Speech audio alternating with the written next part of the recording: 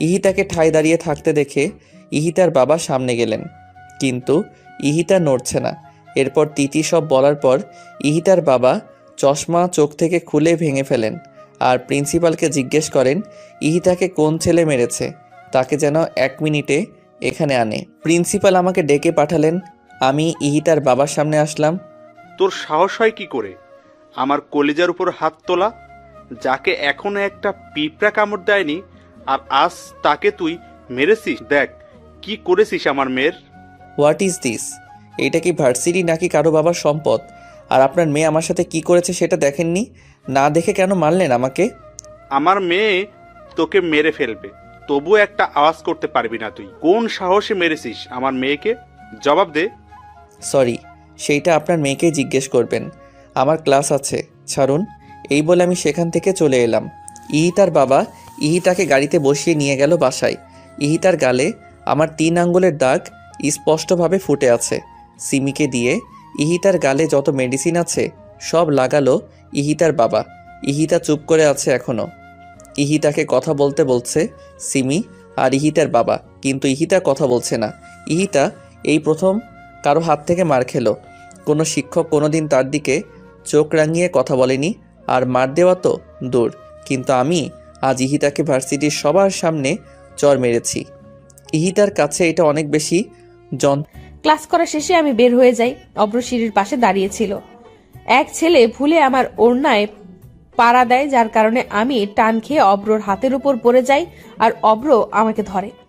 আমি পড়ার সাথে সাথেই পেছন ঘুরে তাকিয়ে দেখি ওড়নাটা সিঁড়িতে পড়ে আছে আর একটা ছেলে টিল সেখানে হা করে দাঁড়িয়ে আছে। অব্র আমার দিকে তাকিয়ে ওই ছেলের সামনে যায়। অব্র দেখে বুঝেছে ইচ্ছে করে ছেলেটা এমন করেনি। নেক্সট টাইম যেন এমন ভুল না হয়। জি ভাইয়া। যাও এখন। আমি ইহিতাকে ওড়নাটা দিলাম আর বইগুলো উঠিয়ে গাড়ি পর্যন্ত ইহিতাকে দিয়ে আসলাম। ইহিতা চলে গেল আমাকে কিছু না বলেই। আমি একটু মুচকি হাসলাম আর বাইক নিয়ে বেরিয়ে গেলাম। এই তো, তোমার ছেলে না হয় একটা ভুল করে ফেলেছে, মাফ করে দাও। না ছাড় তুই আমাকে। আমি কোনো সাধারণ ঘরের মেয়েকে আমার ছোট ছেলের বউ বানাতে চেয়েছিলাম, যে হবে নম্র ভদ্র, ঠিক আমার তিন্নি মায়ের মতো। এই বেয়াদব মেয়ের মতো মেয়েকে চাইনি। আম্মু, বৌমনির সাথে কারো তুলনা চলে না। ইহিতা অনেক ভালো মেয়ে, কিন্তু শাসনের অভাবে এমন হয়ে গেছে।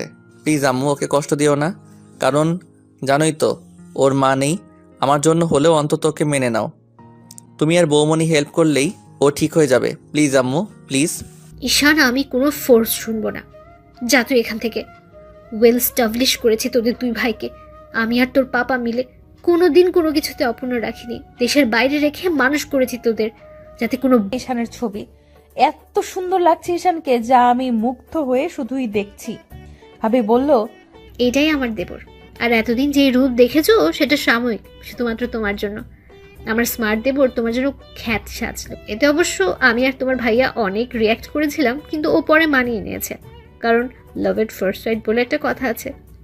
আপনাকে আমি পার্সোনালি চিনি না, কিন্তু আপনার বিষয়ে যতটুকু জানতাম আপনি তার থেকে অনেক বেশি ভালো। তাই? আমি মোটেও ভালো না। যখন বকবো তখন বুঝবে। তিন্নি আসবো? আসো। তুমি কখন আসলে? 20 মিনিট হবে।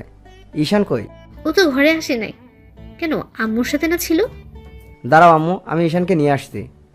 আমি ছাদে গিয়ে ঈশানকে পেলাম, আর ঈশান দাঁড়িয়ে দাঁড়িয়ে কাঁদছে। ঈশান, তুই আবারও কাঁদছিস? ভাইয়া তুমি? চল, কোথায়? সারপ্রাইজ আছে, চল। আমি ঈশানকে নিয়ে ঈশানের ঘরে গেলাম। ঈশানকে দেখে ইহিতা রেগে গেল, কিন্তু তিন্নির ইশারাতে থেমে গেল ইহিতা। মা ইহিতাকে নেকলেস পরিয়ে দিয়ে দোয়া করলেন, কিন্তু ইহিতা এতে ভ্রুক্ষেপই করলো না। ইহান আমাকে জড়িয়ে ধরলো। ভাইয়া তোকে কোনোদিন থ্যাঙ্কস দেয়নি, আর আজও দিব না। শয়তান ছেলে, তোর কাছ থেকে আমি থ্যাঙ্কস চেয়েছি। ইউ আর বেস্ট ভাইয়া। এইসব পামে আমি ফুলছি না। হিংসা হচ্ছে কিন্তু আমার। তুমি আমার বরকে জড়িয়ে ধরে রেখেছো। বৌমনি, আগে আমার ভাই, তারপর তোমার বর। হইছে, 3 জন ফ্রেশ হয়ে নিচে আসেন। লাঞ্চ করতে হবে তো নাকি? বলবে না? ইহিতে একটা কথা বলি, শুনো। আম্মু, পাপা, বৌমনি আর ভাইয়া, এই 4 জন যাতে তোমার কাছ থেকে যথেষ্ট রেসপেক্ট পায়। আমাকে যা ইচ্ছা বলো তুমি, কিন্তু ওদের দিকে কোনোদিন চোখ তুলেও কথা বলবে না। সেই দিন তাহলে আমি কি করব তোমায় জানি না। এই বাসায় আমি থাকলে তো বিহেভের কথা আসবে। আমি আজই চলে যাব। ওই যে বললাম, গিয়ে আগে দেখাও ইহিতা কিছু বলার আগে ভাবি নক করে রুমে। আমি আসতে বললাম ভাবিকে। ঈশান যাও, ফ্রেশ হয়ে আসো, আজকে সবাই একসাথে লাঞ্চ করব। যাচ্ছি, কিন্তু তোমার হাতে কি এইগুলো বৌমনি? যাও, পরে দেখতে পারবে। যাচ্ছি। ঈশান চলে যাওয়ার পর আমি ইহিতার সামনে গিয়ে দাঁড়ালাম আর ইহিতাকে বললাম, ইহিতা ফ্রেশ হয়ে এই শাড়ি আর গহনাগুলো পরবে। ইহিতার হাতে দিয়ে বললাম। হোয়াট? আমি এসব পড়তে পারবো না, আমাকে টি শার্ট দিন। ইহিতা, মির্জা পরিবারের বউরা কখনো এসব পরে না। এই পরিবারের একটা ট্রেডিশন আছে, তোমাকেও সেটা মানতে হবে, অন্তত দিনের বেলাতে। বৌমনি, আই কান্ট। ইহিতা তুমি পারবে, তুমি শাড়ি পরে দেখো কতটা ভালো লাগবে তোমাকে। আর আজ তোমার আর ঈশানের সবচেয়ে মধুর একটা দিন, নিজেকে সুন্দরভাবে সাজাও ওর জন্য, দেখবে ও অনেক খুশি হবে। বৌমনি, আমার কোনো ইচ্ছে নেই ওই স্টুপিডটার জন্য শাস্তে। ওকে আমি ঘৃণা করি, জাস্ট হেট হিম। সময় হোক তখন বুঝবা ঈশান কি আর কেমন। এখন চটপট রেডি হয় না। ওর সম্পর্কে জানার কোনো ইন্টারেস্ট নেই আমার, আর আমি শাড়ি পরতে পারি না। আমি হেল্প করব, যাও গোসল করে আসো আগে, ওয়াশরুমে টাওয়াল রাখা আছে। যাচ্ছি। ইহিতা বের হয়ে আসার পর আমি ইহিতাকে